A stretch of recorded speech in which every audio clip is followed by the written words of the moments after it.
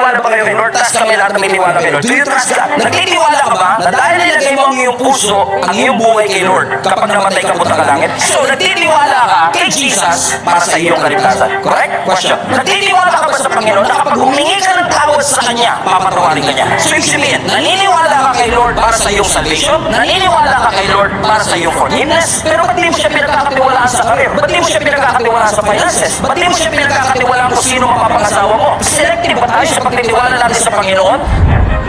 If you trust God, you trust Him all the way. If He is not the Lord of all, He is not the Lord at all. Kaya ang buong buhay mo, sino na Panginoon ang iyong buhay? Ang tunay na encounter na sisimula, sino ang Diyos sa iyong buhay? Unfortunately, sa mga naglilingkod sa Lord na katulad ko, we're so caught up with what we do in church na nakalimutan na natin kung sino ang Lord sa buhay natin. But we are so focused on our assignment, wala natin sa alignment. Kabisado natin ang ministry, pero hindi natin alam pumasok sa presensya ng Diyos.